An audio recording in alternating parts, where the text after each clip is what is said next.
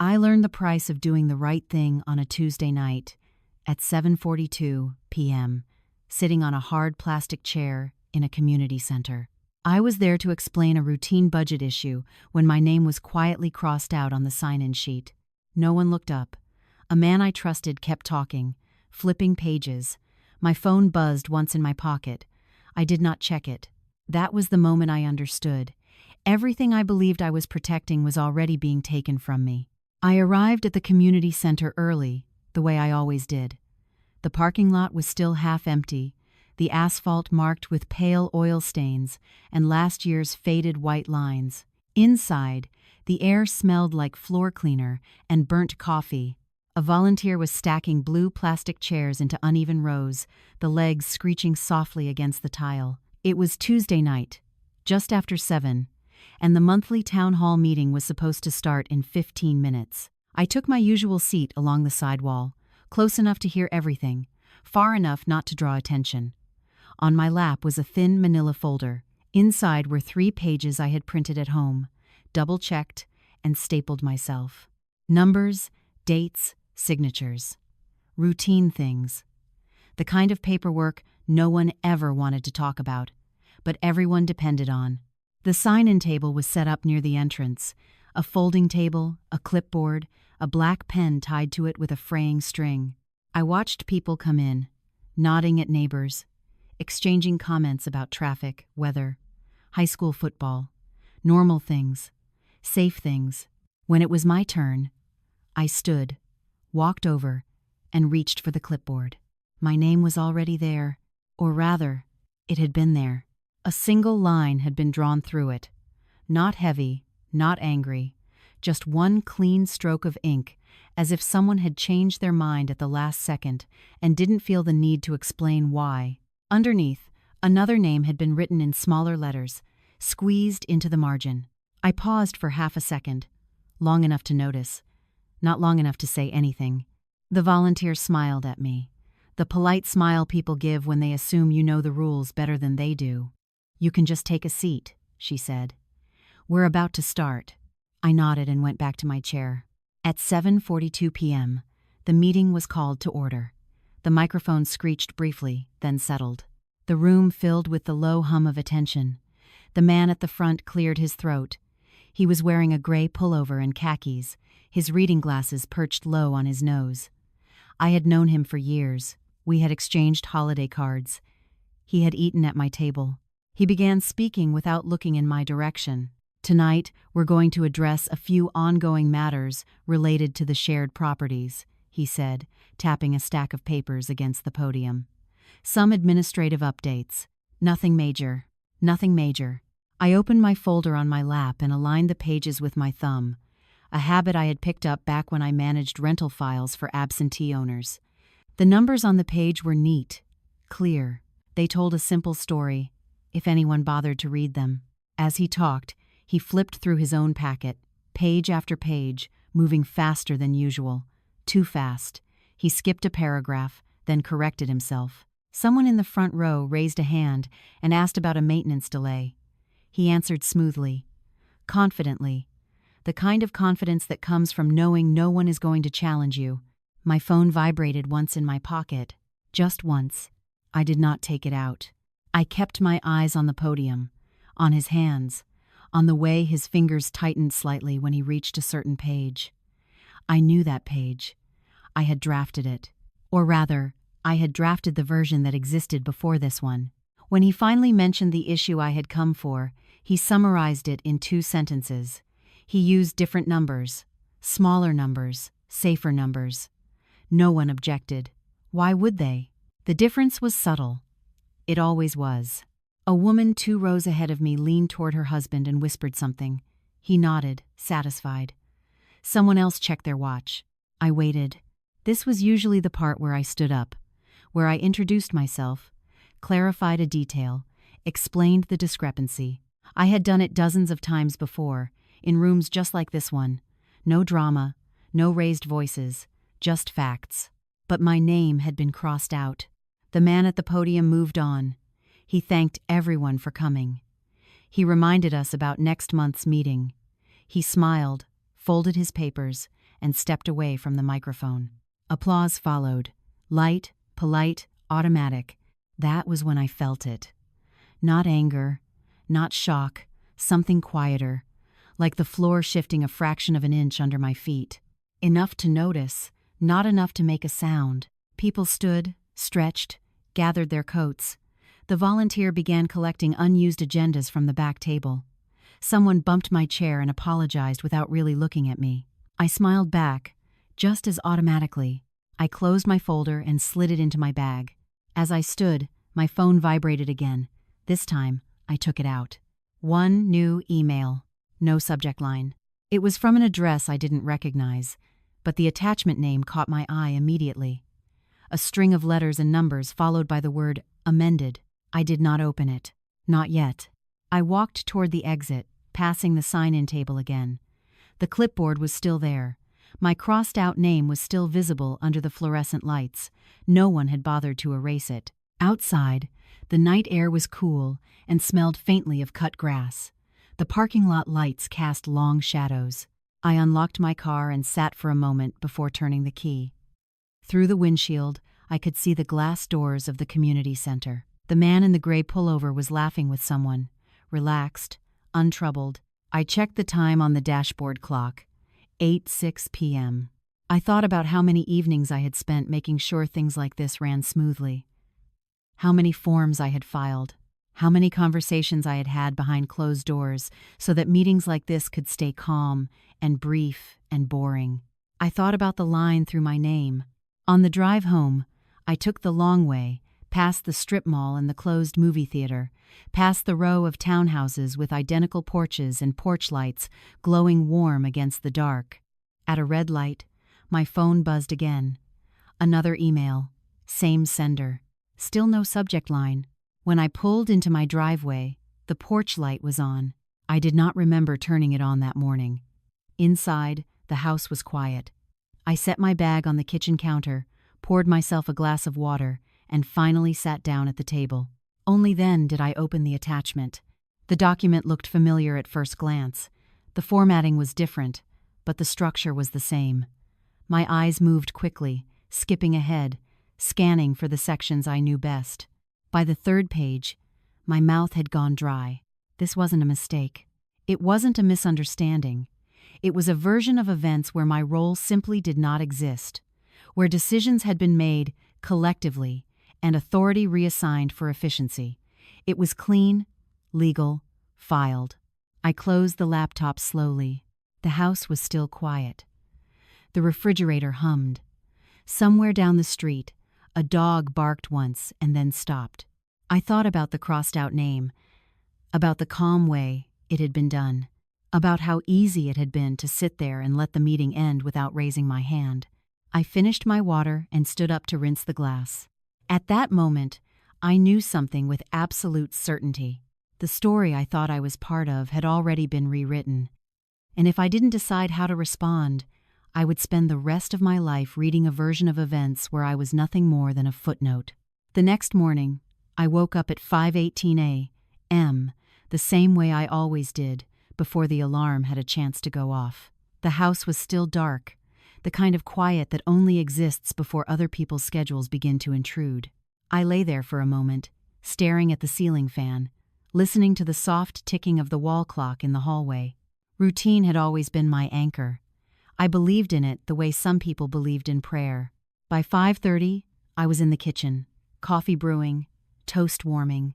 I stood barefoot on the cool tile floor and scrolled through emails on my phone, deleting spam, flagging reminders, moving things into neat mental boxes. The amended document from the night before sat unread in my laptop, waiting. I didn't touch it, not yet. I dressed for work carefully. Dark slacks, a pressed blouse, sensible shoes, the kind of outfit that let people forget you were there until they needed something fixed. I pulled my hair back, checked my reflection, and adjusted the collar just slightly. I looked the same as I always did. That mattered to me. By 6:40, I was in my car, merging onto the freeway with the rest of the early commuters. The radio murmured softly, a local news update I barely listened to. My office was 20 minutes away. in a low brick building tucked behind a grocery store and a dental clinic. No sign out front, no glass walls. Just a door with a keypad and a small plaque listing the management company's name. Inside, the lights were already on. I had hired the first admin myself 6 years earlier, back when the operation was small enough to fit into 2 rooms and a filing closet. Now we managed 12 homeowner associations across 3 counties, hundreds of units, thousands of residents. All of it ran through systems I had built, tweaked, and quietly maintained. I didn't think of myself as powerful. I thought of myself as necessary. My desk was clean, as always. A legal pad centered perfectly, a pen aligned parallel to the edge. I sat down, logged in, and pulled up the shared drive. Files loaded, calendars synced. Everything was exactly where it should be. Except one thing. The access log blinked red. I clicked it. Overnight, permissions had changed. Not for everyone, just for me. My administrative privileges had been downgraded. Not removed entirely. Just limited enough that certain folders were now view-only. Budgets, amendments, historical records. It was subtle. Careful. The kind of move made by someone who didn't want a confrontation, only control. I leaned back in my chair and folded my hands in my lap. For years, I had been the person people came to when they didn't want things to get messy. When board members fought, when residents threatened lawsuits, when contractors missed deadlines and everyone started pointing fingers, I was the one who calmed voices, explained processes, translated legal language into plain English. I believed that if you did your job well enough, you earned trust. And if you earned trust, you didn't need your name on the door. That belief had shaped my entire adult life.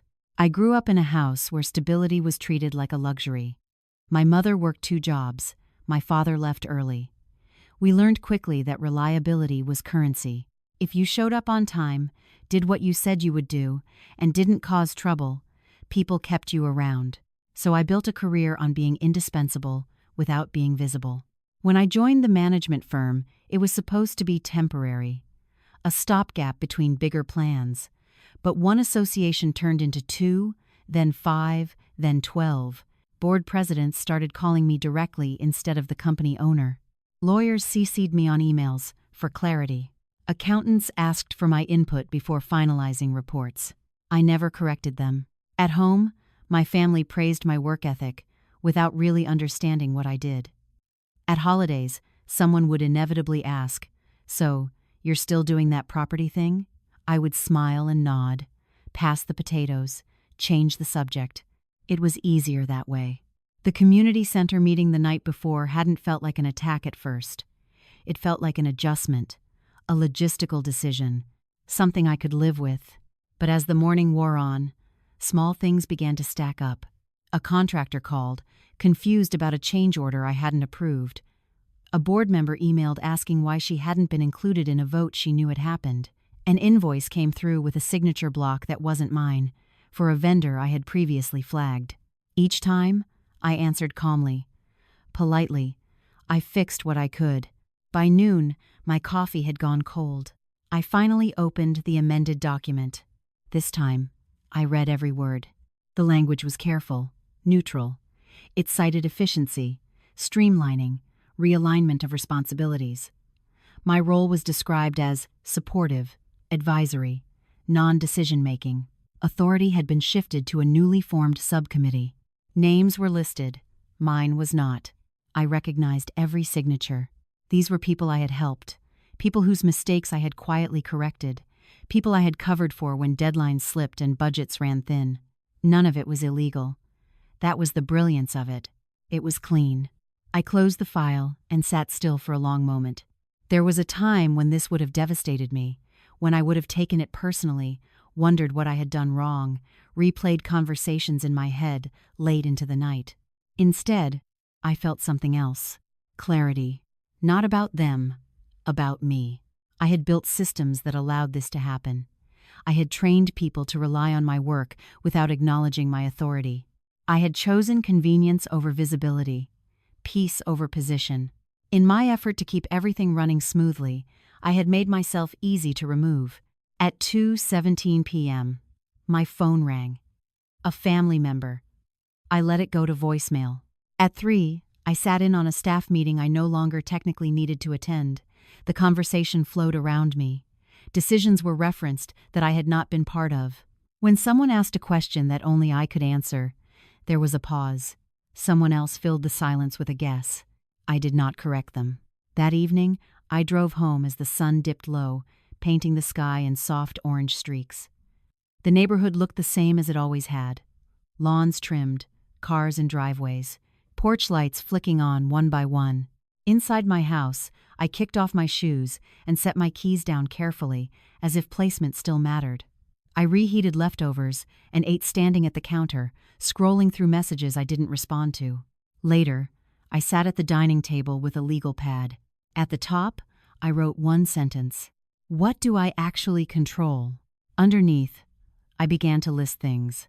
Documents, dates, emails, processes, knowledge that existed only because I had been the one to create it. I didn't feel angry as I wrote. I felt awake. For years, I had told myself that staying in the background was a choice, that power was loud, messy, and unnecessary if you just did good work. I understood now how incomplete that belief had been. Doing the right thing had a price. It always did. And I was starting to see exactly how much I had already paid. By the third day, the pattern was impossible to ignore. It wasn't one dramatic blow or a single unmistakable betrayal. It was the quiet rearrangement of space around me, like furniture being moved inch by inch while I slept. Each morning, something I had always reached for was no longer where I left it. A shared calendar event disappeared. A recurring meeting was rescheduled without my knowledge. A vendor copied someone else instead of me, then followed up with an awkward apology when I asked why. Must have been a system glitch, he said over the phone. I thanked him and hung up. The value being taken from me wasn't my salary. That stayed the same, deposited on schedule every other Friday. It wasn't my job title, which had always been vague enough to mean whatever was convenient. And it wasn't even my workload, which somehow kept growing despite my shrinking authority. What was being taken was harder to point to, but I felt it all the same. It was the right to decide. For years, I had been the one who knew which board member would panic over a 5% increase and which one would quietly approve it if you framed it as preventative maintenance. I knew which contractor cut corners and which one charged more because he fixed things properly the first time. I knew which resident complaints were noise and which ones were the early signs of a lawsuit. That knowledge didn't live in policy manuals or meeting minutes. It lived in my head, built slowly through repetition and attention. And now, that knowledge was being mined without my consent. On Thursday afternoon, I was forwarded an email thread by accident. My name was buried 2 replies down, referenced in the past tense. She used to handle this, someone had written. But we've streamlined the process. Streamlined. The word sat there on the screen, clean and harmless, like a polished stone. It didn't say removed. It didn't say sidelined. It certainly didn't say exploited. It said streamlined. That night, I went back to the amended document again, this time with a pen in hand. I printed it out and spread the pages across my dining table.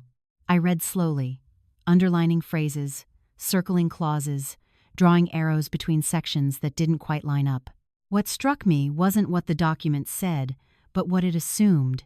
It assumed I would comply. It assumed I would accept the shift because it was reasonable, because it was efficient, because no one had technically wronged me. It assumed I would continue doing the work I had always done, without insisting on the authority that made that work meaningful.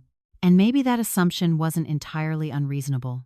I had spent years proving that I didn't need credit, that I didn't need recognition, that I didn't need my name attached to decisions as long as the outcome was correct. I had mistaken endurance for integrity. On Friday morning, a package arrived at my door. No return address. Inside was a thick binder, the kind with reinforced rings and color-coded tabs. It took me a moment to recognize it. It was the master HOA binder from one of the associations I had onboarded years ago, the original, the one I had assembled myself, back when everything was still done in person and paper mattered. A yellow sticky note was attached to the front. "Thought you might want this out of the office," it read. No signature. I sat down on the couch and flipped it open. Meeting minutes. Contracts. Amendments. My handwriting in the margins. Notes from conversations no one else had bothered to document. The paper smelled faintly of dust and toner. This binder wasn't just reference material. It was history. And someone had decided I no longer needed access to it in real time. That was the moment something inside me shifted. Not anger, not fear, ownership. I realized then that the value being stripped from me wasn't abstract at all. It was concrete, specific, and measurable. It was the value of institutional memory, of continuity, of judgment earned through repetition. They weren't just taking decisions away from me. They were taking my past labor and repackaging it as infrastructure. That afternoon, I left the office early and drove to a property I hadn't visited in months. A small commercial strip on the edge of town. 2 storefronts occupied, 1 vacant. The association that governed it had always been quiet, low drama, predictable. I parked across the street and sat in my car, watching people come and go. A man unlocked the dry cleaner and rolled up the metal gate. A woman taped a handwritten sign to the empty storefront window. "For lease," it said, slightly crooked. I remembered the meeting where we'd approved that lease years ago. The arguments about foot traffic, the compromises, the late-night call when the original tenant backed out at the last minute. None of that existed on paper. I pulled out my phone and opened my notes app. I started listing properties, associations, decisions I had influenced without ever signing my name. The list grew faster than I expected. By the time the sun began to set, I had filled 3 pages. That night, my family called again. This time, I answered. The conversation was polite, careful. They spoke in generalities, asked about work, mentioned the meeting as if it had gone smoothly. "I heard it was efficient," someone said. "A lot of changes, but probably for the best." I agreed, out loud. After we hung up, I sat alone in the quiet and thought about how easily people accepted new narratives when they were presented calmly. How quickly effort disappeared once it was absorbed into structure. I thought about all the times I had reassured others that things were under control, that someone was handling it, that there was nothing to worry about. I had become that someone. And now, I was being erased by the very systems I had designed to prevent chaos. Late that evening, I opened my laptop and created a new folder. I named it simply Original. Inside, I began to save copies of documents, not the amended versions, the drafts, the emails, the timelines, the notes that showed how decisions had actually been made. I wasn't planning anything yet. I didn't know what the endgame looked like. All I knew was this. The value they were taking from me wasn't something that could be replaced with a committee or a process chart. It had been built slowly, over years, by someone who cared enough to notice details others ignored. And for the first time, I stopped assuming that giving that value away was the moral choice. I shut down the computer just before midnight. As I turned off the lights and headed to bed, one thought followed me into the dark. They believed they were redistributing power. What they were really doing was teaching me exactly where it had always lived. The erosion didn't accelerate. That was the unsettling part. If anything, it slowed down, stretched thin over the days that followed, as if whoever was responsible understood that speed would draw attention. This was not a takeover. It was a fade. On Monday morning, I arrived at the office to find that my chair had been moved. Not replaced, not removed, just shifted a few inches to the left, close enough that I noticed immediately, subtle enough that it could have been accidental. I adjusted it back without comment and logged in. A new workflow memo sat in my inbox. 4 bullet points, neutral tone, no names attached. Going forward, all external communications should route through the board liaison. That had been me. I reread the sentence twice, then archived the email. Within minutes, my phone rang. A board member, confused about who to send a document to now. I gave her the new contact information, thanked her for calling, and hung up. By lunchtime, 3 similar calls had come in. Each one ended the same way. Each one left a small, hollow feeling behind, like air slowly leaking from a sealed room. I told myself it was temporary, that transitions always felt awkward, that efficiency required discomfort before it delivered results. These were things I had said to other people many times before. By Tuesday, people had stopped calling. That should have been a relief. Instead, it felt like standing in a room where the noise suddenly cuts out, leaving only the sound of your own breathing. I kept working, reviewing reports, answering emails that still came to me out of habit, fixing problems quietly when I saw them forming. No one acknowledged it. On Wednesday afternoon, I noticed my name missing from a meeting agenda I had helped draft. The meeting went on without me. Decisions were made. I read about them later in the minutes, summarized cleanly, stripped of context. I had always believed that if you stayed reasonable, you would be included. That fairness was self-correcting. Now I was watching fairness be edited out, line by line. At home, the pattern continued in smaller ways. A family group chat buzzed with plans I hadn't been asked about. A decision was announced, already finalized. Someone apologized casually, said they thought I'd been looped in. I smiled at my phone and typed, "No worries." That phrase became my default response. No worries. It was easier than explaining. Easier than admitting I didn't know where I stood anymore. One evening, I stopped at the grocery store on the way home. I stood in the cereal aisle longer than necessary, staring at boxes I'd bought for years without thinking. The routine felt suddenly fragile, like something I might forget how to do if I didn't pay attention. At the checkout, the cashier asked if I wanted to round up my total to donate to a local cause. I said yes automatically. As she handed me the receipt, I noticed the total was wrong. Just a few cents off. I didn't say anything. It wasn't about the money. It was about the feeling that correcting small errors no longer seemed worth the effort. That pointing things out had become optional. That silence was cheaper. That night, I dreamed about a meeting room with no doors. People sat around a table, talking, making plans. I stood just outside the circle, holding a stack of papers no one asked for. When I tried to speak, no sound came out. I woke before dawn, heart racing, and lay there until the light crept in through the blinds. By the end of the week, I realized something else had changed. No one was being cruel. There were no confrontations, no raised voices, no accusatory emails. If I had been mistreated outright, I could have named it, defined it, responded to it. This was different. This was polite exclusion, the kind that hides behind process and good intentions, the kind that wears neutral language like armor, the kind that makes you question whether you're imagining things. I wasn't. The evidence was everywhere, if you knew how to look for it. The missing CC lines, the revised documents, the way conversations paused when I entered a room, then resumed with different phrasing. I began to see how easily this could happen to anyone who valued harmony over authority. That realization brought with it a new, uncomfortable awareness. I had helped design these mechanisms. I had taught people how to document decisions in ways that removed emotion, how to present changes as improvements, how to avoid unnecessary conflict by aligning stakeholders. I had trained them well. On Friday afternoon, I was asked to clean out a storage cabinet. "Since you're so organized," someone said with a smile. Inside were old files, outdated forms, archived records, the things no one wanted to deal with anymore. As I sorted through the folders, I found notes I'd written years earlier, handwritten reminders, context for decisions long since forgotten. I realized that if I threw these away, no one would ever know why certain choices had been made. I didn't throw them away. I took them home. That evening, I laid the folders out across my dining table again.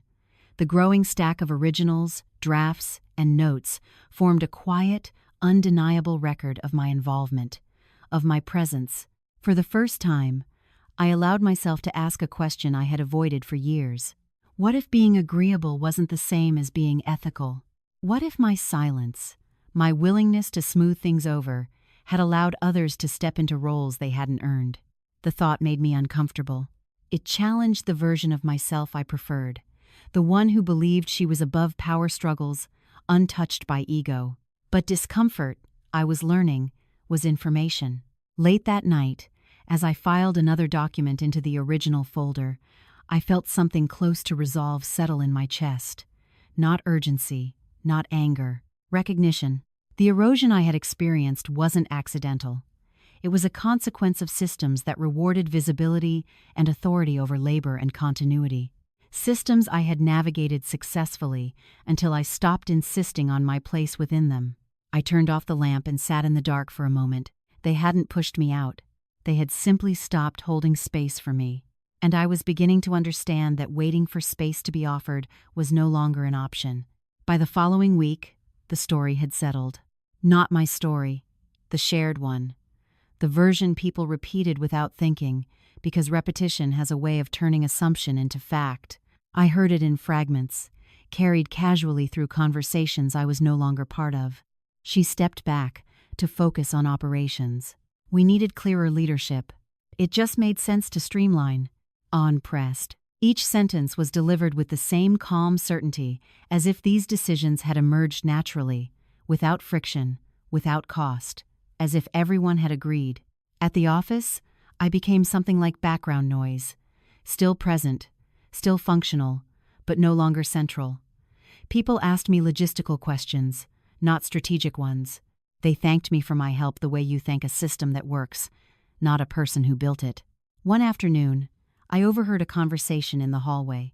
Two board members, voices low but unconcerned. "She was great when things were smaller," one of them said, "but we're more professional now." I stood at my desk, perfectly still, a spreadsheet open in front of me. Neither of them realized I was within earshot. Professional. The word landed heavier than it should have. Not because it was insulting, but because it reframed the past in a way that erased effort. As if the years I had spent building processes, absorbing chaos, preventing crises had been some kind of informal apprenticeship, useful only until the real work began. That afternoon, I received a calendar invite for a meeting labeled Historical Overview. My name was listed as optional. I accepted it anyway. The meeting took place in a glass-walled conference room. Sunlight poured in, reflecting off the polished table.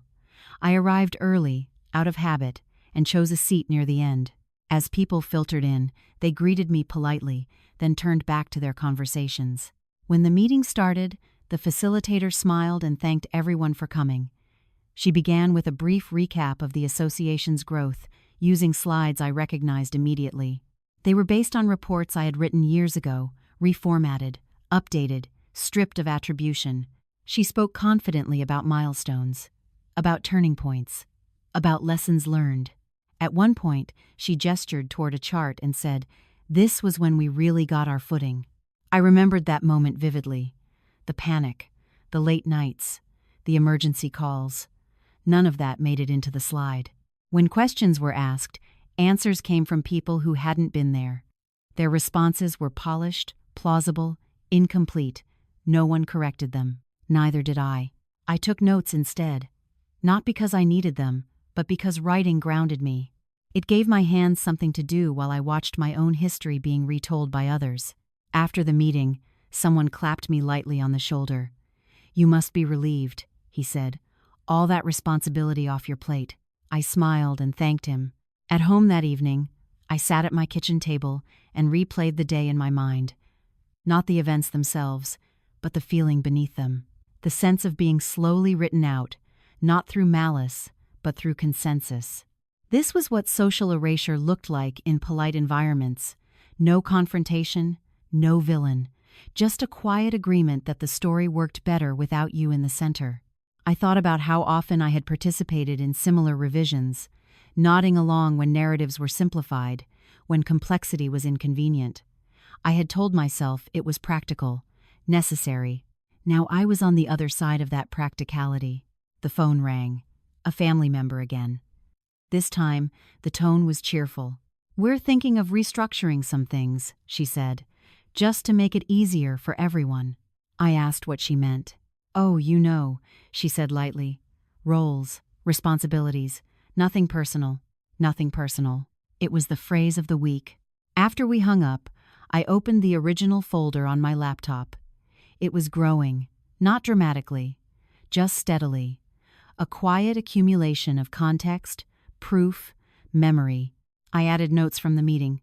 Who said what had been omitted, what had been reframed. This wasn't about revenge. I told myself that and meant it. It was about accuracy, about refusing to let convenience overwrite truth. The next day, an internal newsletter went out. It celebrated progress. It highlighted leadership. It thanked contributors in broad strokes. My name appeared once, in a list. Support staff.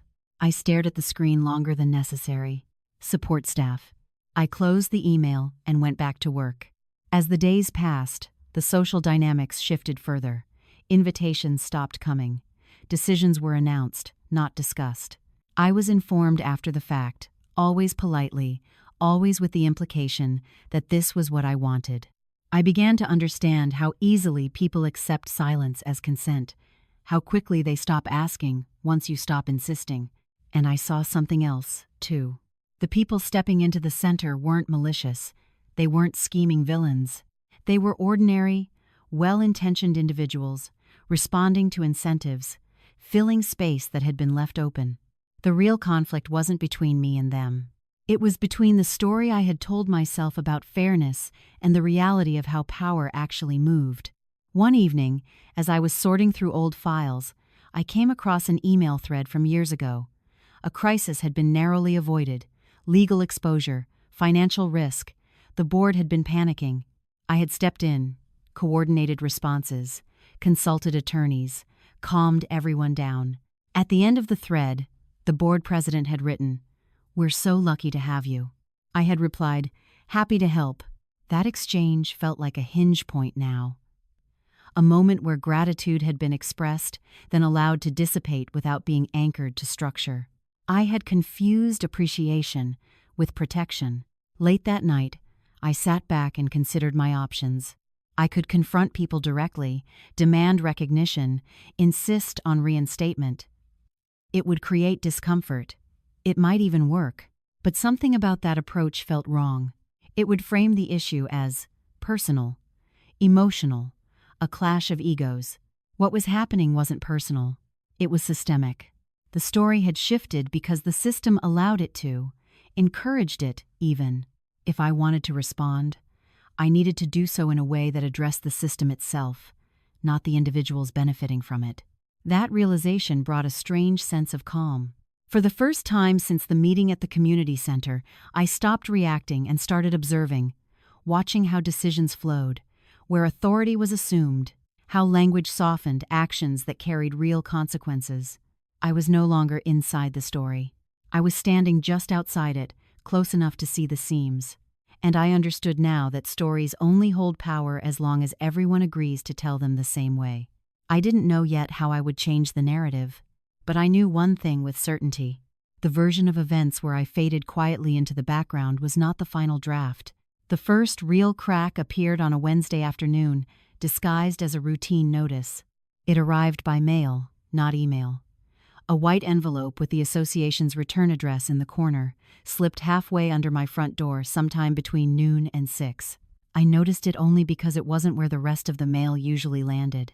It sat apart, angled slightly, as if it had been placed with intention.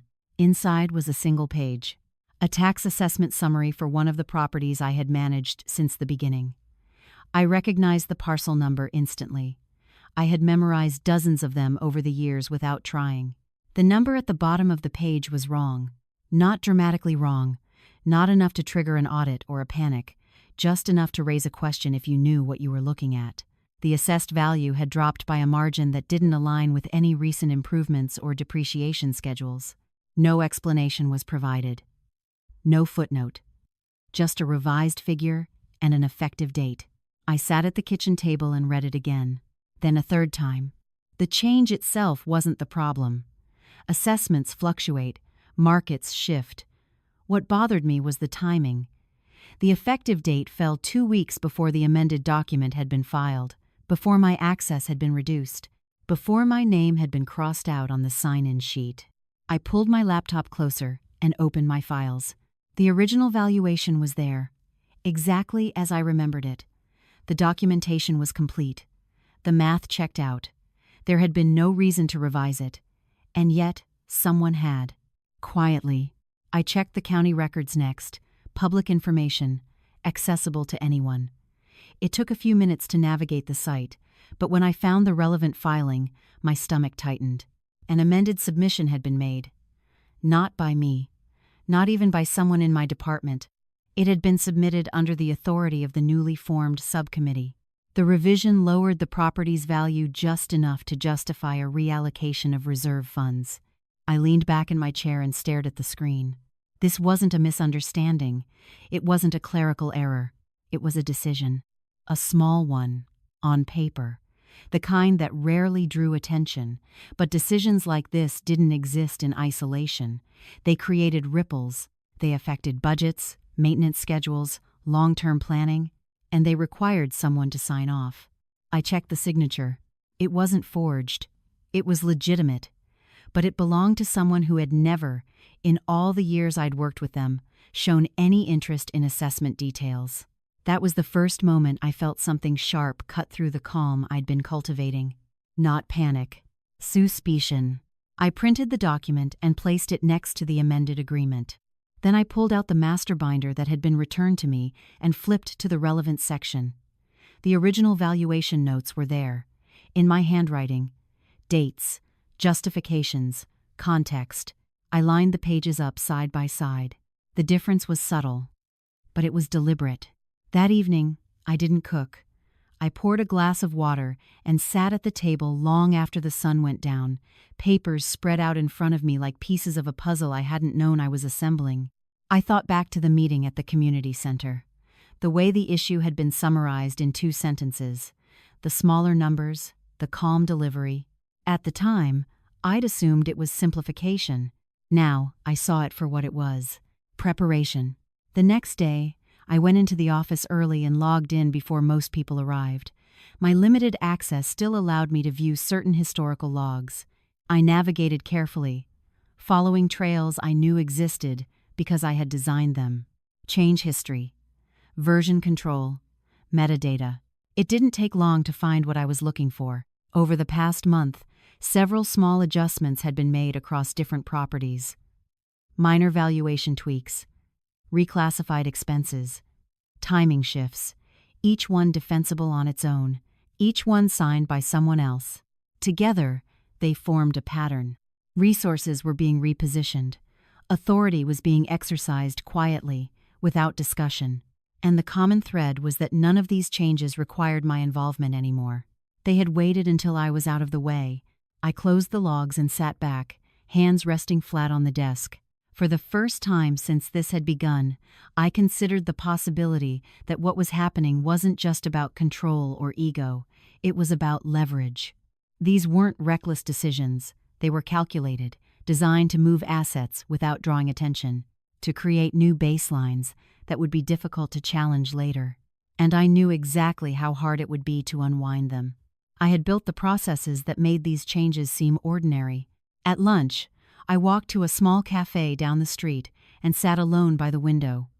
I watched people pass by, carrying bags, talking on phones, living inside stories that felt suddenly very distant from mine. I took out my phone and scrolled through emails from the past year, not looking for anything specific at first, just reading. Then I saw it. An email from months ago, buried deep in a thread about long-term planning. A suggestion had been made to revisit valuations for flexibility. I had responded cautiously, advising against premature changes without proper review. Someone else had replied later, after the conversation had moved on. A brief note, polite, non-committal. Understood. We'll revisit when appropriate. It's Allo. At the time, I'd taken that at face value. Now, I understood that appropriate had simply meant after. After I was no longer in the room, I finished my coffee and returned to the office with a different mindset. I didn't confront anyone. I didn't ask questions that would alert them. I went back to my desk and did what I had always done. I observed. Over the next few days, more signals appeared. A delayed maintenance request, justified by budget constraints that hadn't existed before. A vendor contract renegotiated without the usual comparative analysis, a reserve transfer approved in a meeting I hadn't attended. Each instance was small, reasonable, defensible. Together, they painted a picture that made my chest feel tight. This wasn't incompetence. It was strategy. On Sunday evening, I sat at my dining table again, the familiar stack of documents before me. I added the tax assessment notice to the pile. I labeled a new section in the folder. Trigger. This was it. Not the meeting, not the crossed-out name, not the polite exclusion. This was the moment when the stakes became real. Assets were being moved. Authority was being exercised. Decisions were being made that would be difficult to reverse once they hardened into precedent. And all of it was happening under the cover of professionalism. I closed the folder and rested my hands on top of it. For weeks, I had been asking myself whether I was overreacting, whether this was just the discomfort of change, whether I should let it go. I wasn't asking that anymore. Now, the question was different. How much damage would be done if I stayed silent? I didn't yet know what I would do with what I had found. But I knew one thing with certainty. This was no longer about my position. It was about responsibility. And once you see the pattern, you don't get to pretend you haven't seen it at all. I stopped thinking in terms of confrontation and started thinking in terms of record. That shift changed everything. Instead of asking questions, I began tracing footprints. Instead of reacting to new decisions, I worked backward, following the paper trails that had been left behind in places most people never bothered to look. I knew where those places were because I had once built them as safeguards, not realizing how easily safeguards could become camouflage. I took 2 days off work without explanation. No out-of-office message. No dramatic exit. Just absence. On the first day, I drove to the county clerk's office just after it opened. The waiting area smelled faintly of old paper and disinfectant. A digital board flashed numbers above the service windows. I took a ticket and sat down with my notebook, listening to the low murmur of voices around me. When my number was called, I slid a list across the counter. Parcel numbers, filing dates, entity names. The clerk glanced at it, then at me. "You know what you're asking for?" "Yes," I said. "Public filings, amended submissions. I can wait." She nodded and disappeared into the back. What she brought out 15 minutes later wasn't dramatic. Just copies, stamped, dated, boring to anyone who didn't understand their implications. I did. There were 3 amended filings I hadn't seen yet, all submitted within a narrow window of time, all tied to properties I had flagged in the past as sensitive due to long-term planning constraints. Each amendment adjusted valuation assumptions just enough to allow flexibility in reserve allocations. The language was precise, legal, clean, and completely divorced from the operational realities I knew intimately. I thanked the clerk, paid the fee, and left with a thin folder tucked under my arm. Outside, the sun was already high, the street busy with lunchtime traffic. Life moved on. Unaware. Back home, I spread the documents across my dining table and compared them to my originals. I used a ruler to line up margins, a pen to mark differences. I wasn't looking for fraud. I wasn't expecting anything so crude. What I was looking for was intent. By late afternoon, I had found it. The same phrasing appeared in all 3 amended filings, a clause referencing anticipated maintenance deferral.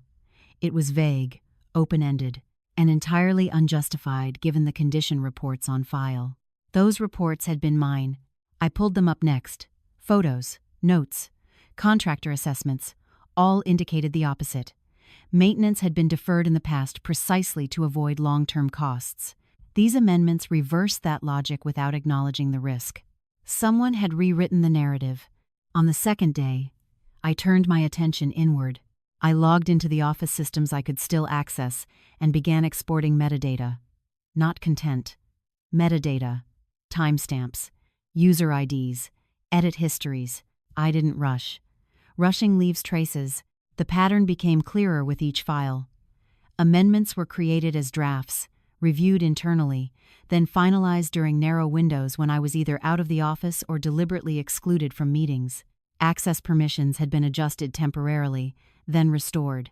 It was surgical. This wasn't a group misunderstanding. It wasn't confusion caused by growth or transition.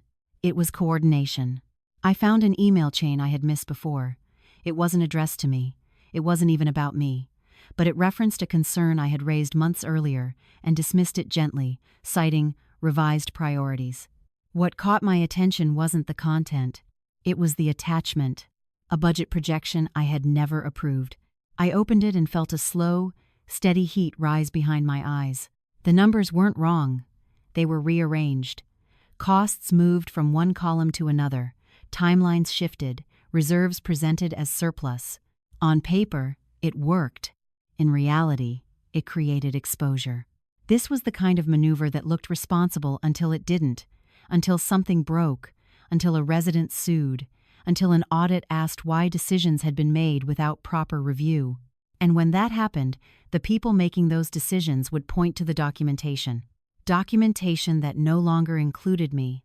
I sat back in my chair and closed my eyes. For weeks, I had been questioning whether this was personal, whether I was projecting, whether I had simply been left behind. The evidence answered that question decisively. This wasn't about sidelining me. It was about removing the one person who would have said no. That realization landed heavily, but it didn't break me. It steadied me. I understood now why everything had been done so politely, why no one had raised their voice or challenged me openly, why my name had been crossed out quietly rather than erased entirely. They needed my work. They just didn't need my consent. That evening, I opened a new document and began cataloging what I had found.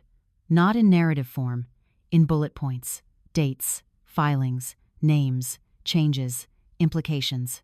I wrote as if someone else would read it someday, someone with no context, someone who would need to understand not just what had happened, but why it mattered.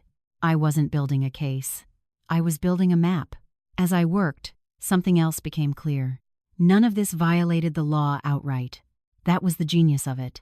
The filings were permissible, the amendments defensible, the decisions within the bounds of authority as it had been restructured.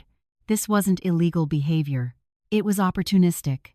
It exploited gaps, leveraged ambiguity, relied on the assumption that no one would connect the dots because no one person had the full picture anymore. Except me. I had the picture because I had lived inside it. Late that night, I received an email notification on my phone. A meeting agenda for the following week. My name wasn't on it. I didn't feel excluded. I felt relieved. They were continuing without me, confident I was out of the way. That confidence was their mistake. I shut down my laptop and stood up, stretching my stiff shoulders. The dining table was covered in paper, but it no longer looked chaotic. It looked organized, intentional. For the first time since this had begun, I allowed myself to acknowledge the truth without softening it. What I had discovered wasn't a single betrayal. It was a system quietly rearranged to function without accountability. And now that I saw it clearly, I had to decide what came next. Not how to reclaim my position, not how to expose anyone, but whether I was willing to let a structure I understood better than anyone else continue operating without the checks it required. I turned off the lights and went upstairs, the folder of documents tucked securely under my arm. Sleep came slowly, but when it did, it was deeper than it had been in weeks. I had crossed a line, not into conflict, into responsibility, and there was no unseeing what I had seen. The problem with clarity is that it removes excuses. Once I had laid everything out, documents aligned, timelines matched, patterns exposed, I could no longer tell myself this was none of my business. I had spent years insisting on responsibility without authority, believing that moral weight came from effort alone. Now, I was staring at the consequences of that belief. For the first time, I asked myself a question I had avoided for most of my career. What did I actually owe here? Not to the organization, not to the board, not to the people who had quietly moved me aside, but to the system itself, to the residents whose fees funded those reserves, to the owners who trusted that decisions were being made with full information, to the idea of stewardship I had claimed as my professional identity. That question followed me everywhere. At the grocery store, I found myself rereading labels, double-checking prices, irritated by small inconsistencies I had once ignored. At home, I replayed conversations from years ago, moments where I had chosen harmony over challenge. Each memory arrived with a new edge, sharper than before. I began to understand that my discomfort wasn't just about being excluded, it was about complicity. By staying silent, by accepting reduced access without protest, I had made their decisions easier. I had allowed them to frame authority as something transferable, detachable from the labor and judgment that gave it meaning. I had taught them that I would absorb the cost of their choices without demanding accountability.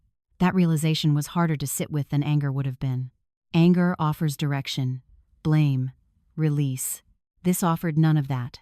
One evening, I sat at the dining table with my laptop open but untouched. The documents were there, neatly stacked, waiting. I knew what my options were, even if I hadn't named them yet.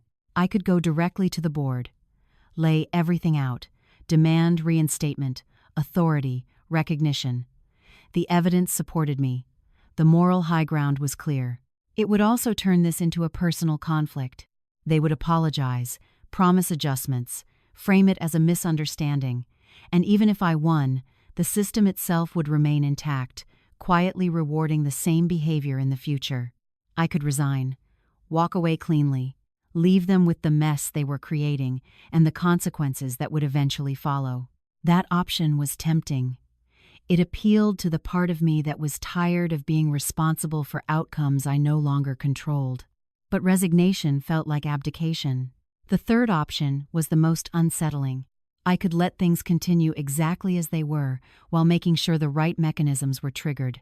Not loudly, not dramatically. Just enough to force transparency where opacity had been convenient. This wasn't retaliation. It wasn't revenge. It was correction. And it came with a cost. I would lose what little goodwill I had left. I would be seen as difficult, disloyal, uncooperative. People would question my motives, my timing, my professionalism. I would no longer be invisible. That night, I slept poorly. Not because I was anxious, but because my mind refused to settle.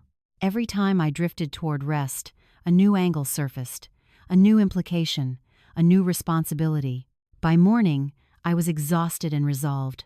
I went into the office as usual. Same clothes, same posture, same calm demeanor. No one noticed anything different. At my desk, I opened my calendar and blocked off 2 hours for the following week. I labeled it simply, Documentation Review. Then I drafted a short email. Neutral, professional, addressed to the compliance consultant the association had hired years ago and rarely used since. I'm requesting a routine review of recent amendments and reserve reallocations, I wrote. Given the volume of changes, it would be prudent to ensure alignment with established governance standards. I attached nothing. I didn't accuse anyone. I didn't explain my concerns. I didn't frame it as urgent. I hit send. The reply came less than an hour later. Happy to assist, the consultant wrote. Please provide relevant materials. I closed the email without responding. That afternoon, I received another message. This one from a board member. Just checking in, it read. We've noticed you've been quieter lately. Everything okay? I stared at the screen for a long moment before replying. Yes, I typed. Just recalibrating. It was the most honest answer I could give. Over the next few days, I continued my work as usual. I responded to emails, processed requests, fixed issues quietly when they arose. Outwardly, nothing had changed. Internally, everything had. I stopped cushioning decisions that weren't mine. I stopped anticipating needs that hadn't been articulated. I stopped smoothing over gaps that others had created. Not out of spite, out of precision. On Thursday, a contractor called with a question about a delayed approval. In the past, I would have resolved it myself, quietly rerouting the request to keep things moving. This time, I forwarded it to the appropriate liaison and copied the compliance consultant. No commentary, no emphasis, just process. The reaction was immediate. By Friday morning, the tone of emails had shifted. More questions, more CCs, more careful wording. People were paying attention again. At home that night, I sat with my notes and considered the path I was choosing. This wasn't a dramatic stand. It wouldn't make anyone cheer. It wouldn't even feel satisfying in the short term. It would feel lonely. I would be seen as the person who complicated things, who slowed progress, who insisted on procedure when everyone else wanted momentum. But I had come to understand something fundamental. Momentum without accountability isn't progress.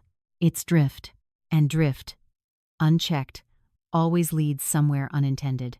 The final piece fell into place quietly. I realized that I didn't actually want my old role back. I didn't want to be reinserted into a structure that had already proven willing to sideline oversight for convenience. What I wanted was to make sure that no one could say, later on, that they didn't know, that the records were clear, that the decisions had been seen, that the cost of doing things the easy way was no longer invisible. That realization brought with it a strange sense of peace. I wasn't fighting for a seat at the table anymore. I was deciding whether the table itself was stable. And once you start asking that question, you can't go back to pretending the cracks don't matter. Once I made the decision, I stopped rehearsing conversations in my head. That was how I knew it was real. For weeks, my thoughts had circled the same imagined confrontations, what I would say if challenged, how I would justify my actions, which details I would emphasize to prove I wasn't overreacting. Those mental arguments had burned through my energy without producing anything useful. Now, they fell away. I didn't need to convince anyone yet. I didn't need permission. What I needed was alignment between what I knew and what I did next. The first step was separation. I created a clean boundary between my personal understanding of the system and my official role within it. No more blending, no more informal fixes, no more absorbing risk that wasn't mine to carry. That morning, I arrived at the office and requested a meeting room for the following Tuesday afternoon, not the large conference room with the glass walls, a smaller one, enclosed, neutral. I booked it under my name, without explanation. Then I drafted a second email. This one went to an attorney I had worked with years earlier on a zoning dispute. We hadn't spoken in a long time, but the relationship had been solid, direct, professional. I'm seeking an independent review of governance actions within an HOA structure, I wrote. Not for litigation, for clarity. Are you available for a consult? I didn't attach documents. I didn't offer context. Her response came the next day. Yes, she wrote. Happy to take a look. I scheduled the call for Friday morning. In the days leading up to it, I continued gathering information, but my focus shifted. I stopped collecting evidence and started organizing it. Chronology, causation, impact. I wasn't building a narrative of victimhood.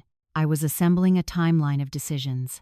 Each entry included 3 elements: what changed, who authorized it, and what oversight mechanisms had been bypassed or reinterpreted to allow it.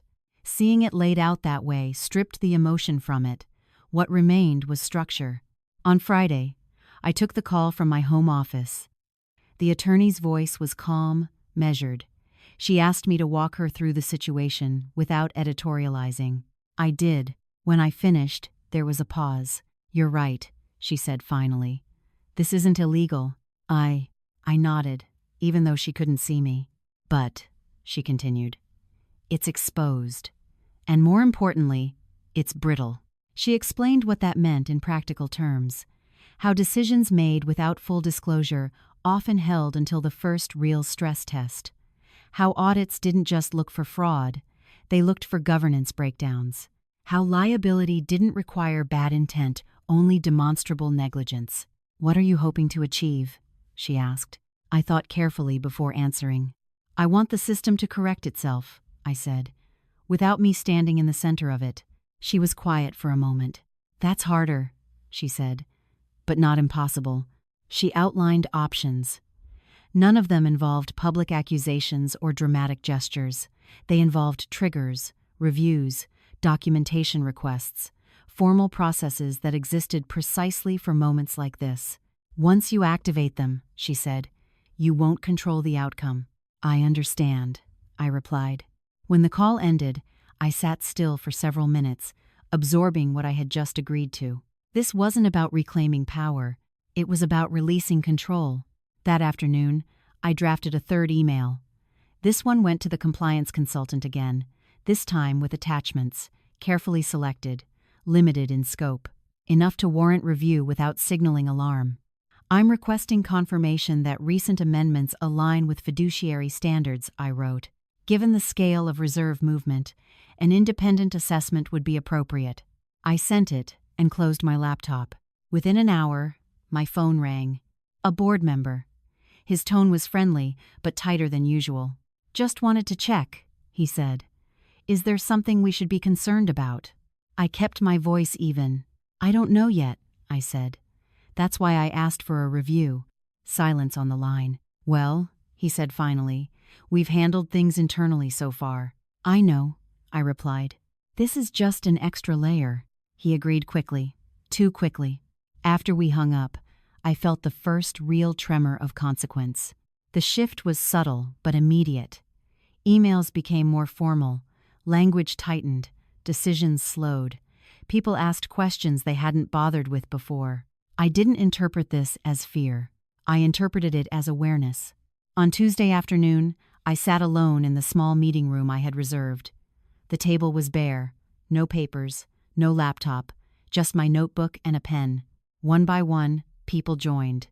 Board members, a liaison, eventually the compliance consultant, joining by video. The tone was professional, controlled, polite. I wasn't there to present. I wasn't there to accuse. I was there as a witness to process. The consultant spoke first, outlining the scope of the review. He referenced filings, timelines, governance standards. He asked clarifying questions. He requested additional documentation. No one looked at me. I took that as confirmation that I had made the right choice. As the meeting progressed, it became clear that the system was beginning to turn its attention inward, not to blame, but to procedure, to whether checks had been followed, to whether decisions had been appropriately reviewed. This was exactly what I had intended. When the meeting ended, people lingered. Conversations broke into smaller clusters. I gathered my notebook and stood. A board member approached me, his expression unreadable. "You didn't have to do this," he said quietly. I met his gaze. "I know," I replied. That was all. At home that night, I poured myself a glass of water and sat at the dining table, the same place where this had all begun. The documents were still there, but they felt different now. Lighter, less urgent. I knew there would be consequences. Relationships would cool. Assumptions would shift. I would no longer be seen as neutral. But neutrality, I had learned, was a luxury afforded only to those unaffected by outcomes. I wasn't neutral anymore. I had chosen a path that didn't center me as a hero or a victim.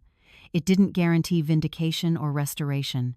It guaranteed only that the system would have to answer questions it had been avoiding. And that was enough. As I turned off the lights and headed upstairs, one final thought settled in with quiet certainty. Whatever happened next, it would happen in the open. And for the first time in a long while, that felt like justice. The first thing that changed was the silence. Not the absence of communication, but the quality of it. Emails still came, meetings still happened. But the casual certainty that had defined the previous weeks was gone. Every message carried a faint trace of caution, like someone stepping onto a surface they were no longer sure could hold their weight. The compliance consultant followed up with a formal request for documentation.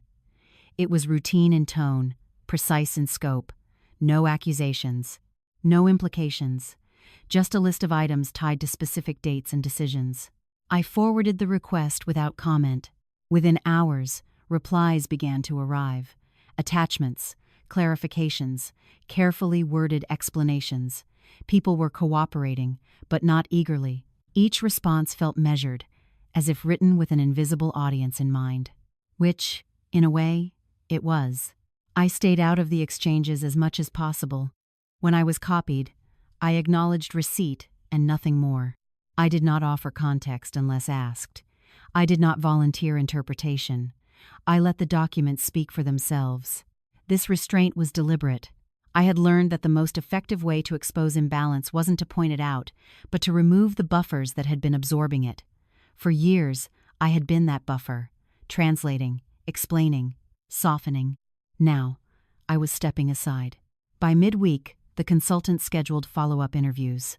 Not interrogations, conversations. One-on-one discussions meant to understand decision-making processes and oversight structures. I was invited to participate. I declined. "I've already provided all relevant materials," I wrote. "I don't think my presence would add value at this stage." It was the truth. The review didn't need my voice. It needed my records. As the process unfolded, small operational effects began to surface. Maintenance approvals slowed. Budget reallocations were paused pending clarification. Vendors asked why payments were delayed. Residents emailed with questions that no one could answer immediately. Nothing catastrophic happened, but the smoothness was gone. The system, deprived of its shortcuts, had to function as designed. And as designed, it required more scrutiny than anyone had grown accustomed to. One afternoon, I overheard a conversation outside my office. Two colleagues, voices low. "This is getting complicated," one said. "It always was," the other replied. "We just didn't notice." I didn't interrupt. At home, I felt the strain in subtler ways. Invitations that had already stopped did not resume. Family conversations became cautious. Someone asked me, gently, whether all of this was necessary. I considered the question carefully before answering. "Yes," I said, "it is." They didn't argue. They didn't agree, either. They simply changed the subject. That was fine. I hadn't done this to be understood. By the end of the second week, the consultant circulated a preliminary summary. It wasn't a report. It was an outline. Observations. Areas requiring further review. Questions that remained unanswered. The language was neutral, but the implications were clear. Governance standards had not been violated outright, but they had been stretched. Oversight had been consolidated without sufficient disclosure. Decision authority had shifted faster than accountability mechanisms could adapt. In plain terms, the system had become fragile.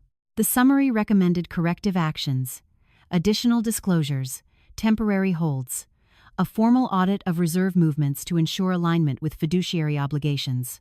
No names were mentioned, no blame assigned, but everyone understood what it meant. The board convened an emergency meeting.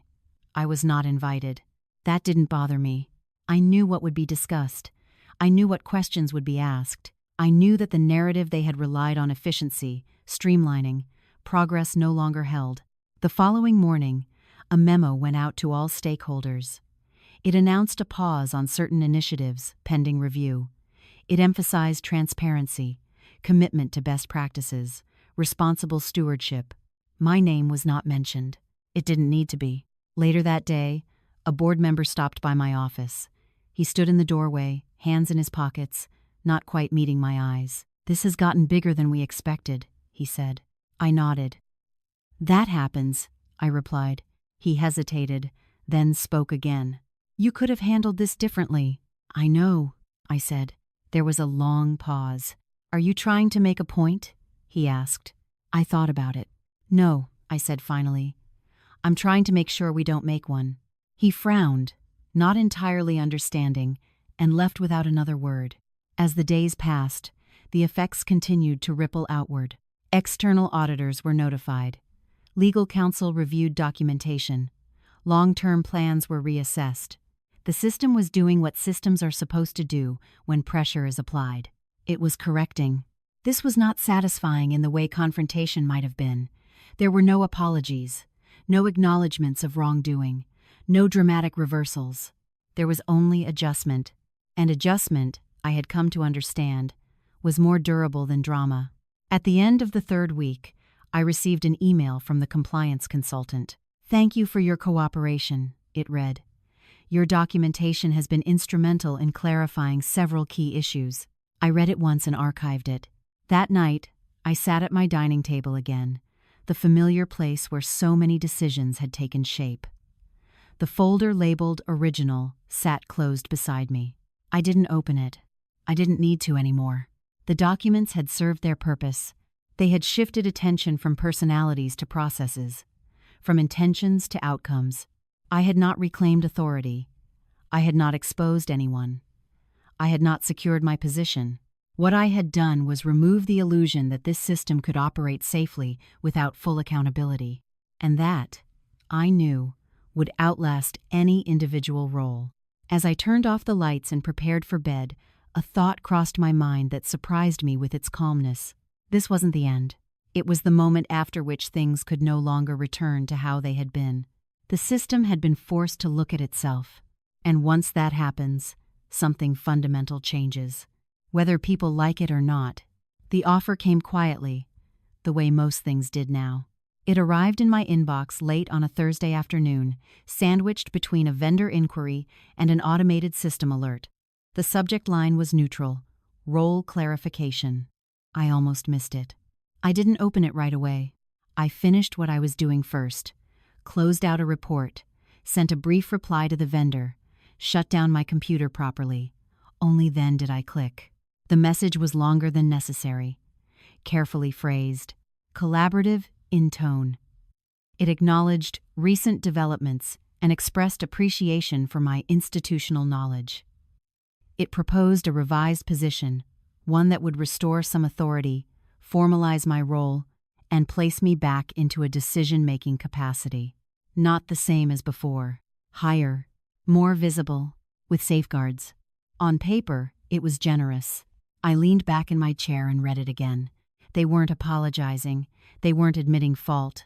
They were adjusting to new conditions, rebalancing risk, offering me a seat closer to the center now that the table had been inspected and reinforced.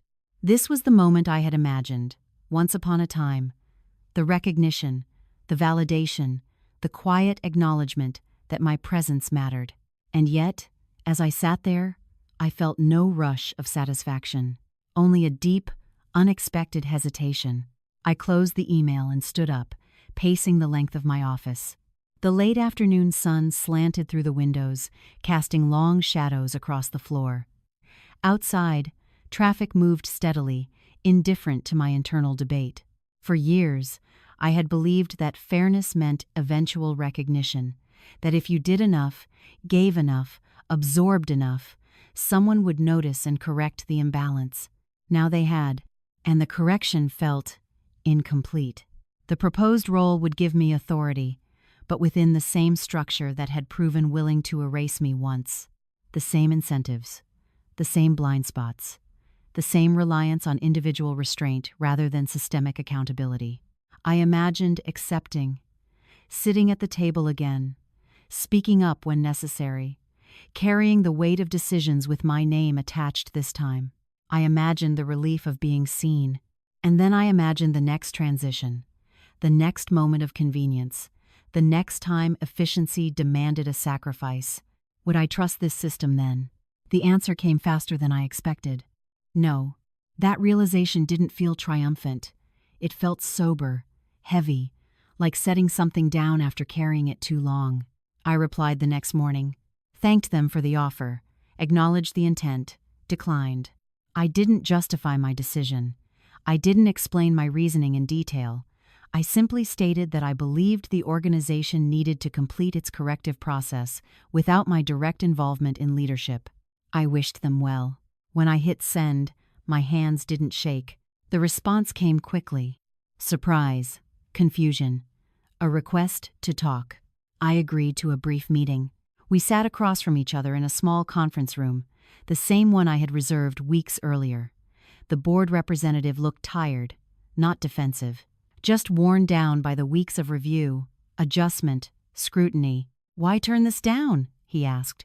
"You earned it." I considered my answer carefully. "Because earning something doesn't mean I should take it," I said. "Not if it props up a structure that hasn't finished changing." He frowned. "So what do you want?" I met his gaze. "I want the system to stand without leaning on me." He was quiet for a long moment. "This makes things harder," he said. "I know," I replied. "That's kind of the point." After the meeting, word spread quickly. People were confused. Some were impressed. Others were irritated. A few assumed I was playing a longer game, angling for something better. I wasn't. I had already made my choice. That evening, I sat at my dining table one last time with the folder labeled Original. I opened it and flipped through the documents slowly, not to analyze them, but to say goodbye. These papers had been my leverage, my proof, my protection. They had also been a burden. I scanned the most critical items and saved them to a secure drive, then sealed the folder and placed it in a box with other records I no longer needed close at hand. What mattered now wasn't what I could prove. It was what I had refused to become. In the days that followed, the organization continued its work. Audits progressed. Policies were rewritten. Oversight committees were expanded.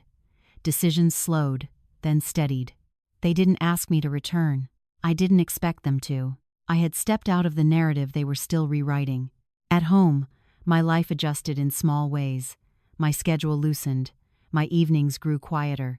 I slept better than I had in months. People asked what I would do next. I told them I wasn't sure yet. That answer made some of them uncomfortable. It didn't fit the arc they expected.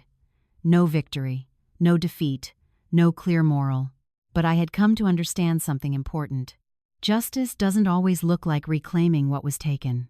Sometimes, it looks like refusing to take what's offered when it costs too much. As I packed up my office on my final day, no speeches, no send-off, I paused at the doorway and looked back once. The desk was empty. The chair pushed in neatly. For the first time, I didn't feel like something was missing. I felt like something had finally been put down. And that, more than any title or authority, felt like the truest form of resolution. The morning after my last day, I woke up without an alarm. For a moment, I lay still, listening. No calendar notifications chimed from my phone. No mental checklist began scrolling through my head. The quiet felt unfamiliar, but not empty. It was the kind of quiet that comes after something has been finished properly. I made coffee and drank it slowly, standing by the kitchen window. Outside, the street looked exactly the same as it always had. Cars passed. A neighbor walked his dog. Someone down the block rolled a trash bin to the curb. Nothing in the world had shifted because I had stepped away. And yet, something fundamental had changed.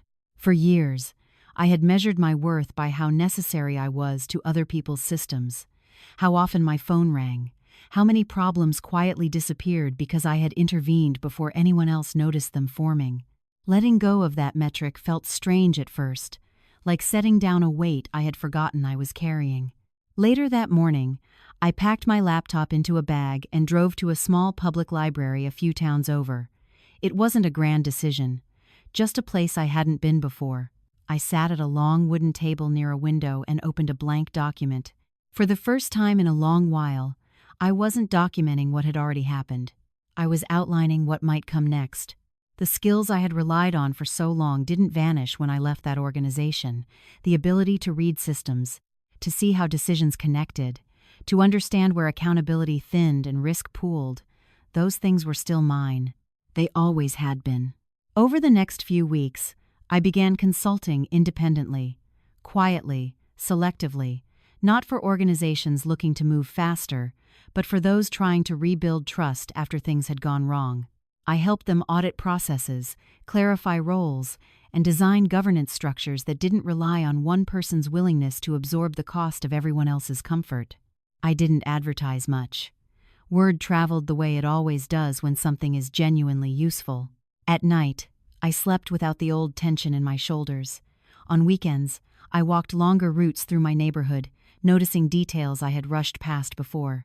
The world felt wider when it was no longer filtered through other people's urgencies. Occasionally, I heard updates about the organization I had left. Policies revised, committees expanded, decisions slowed, then steadied. Some people framed the changes as overcorrection. Others called them necessary. No one mentioned my name. That was fine. The point had never been to be remembered. One evening, months later, I attended a town hall meeting in a different community. I sat near the back, listening. The room smelled faintly of coffee and floor cleaner, just like the first one had. When the facilitator called for questions, a woman stood up and asked about a budget line item that didn't make sense. The answer she received was vague, polite, unsatisfying. I watched her sit back down, uncertainty written across her face, and felt a familiar tug in my chest. Not the old impulse to step in and fix things, but a quieter recognition. This was how it always began. After the meeting, she approached me in the hallway. She had noticed my notes, asked if I understood what was going on. I smiled and told her what I could, gave her a few questions to ask next time, suggested where to look for clearer answers. I didn't take over. I didn't insert myself into the process. I pointed her toward it. Driving home that night, I realized something that would have unsettled me a year earlier. I no longer needed to be central to feel useful. The systems I believed in weren't meant to orbit me. They were meant to function without sacrificing people who tried to hold them together. I had spent so long being careful, agreeable, indispensable. I thought those qualities were proof of integrity. Now I understood that integrity sometimes meant stepping out of the way. Not because you were defeated, but because you refused to let your presence excuse a structure from fixing itself. As I pulled into my driveway and turned off the engine, the porch light flicked on automatically.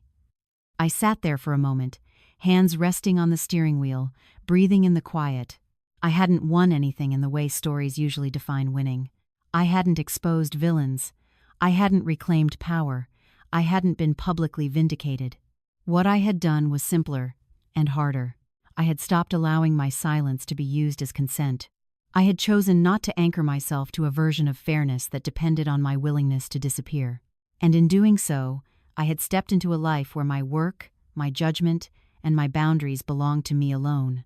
The story I once believed I was protecting had, in fact, collapsed. But what stood in its place was something far more stable. A truth I no longer needed anyone else to acknowledge.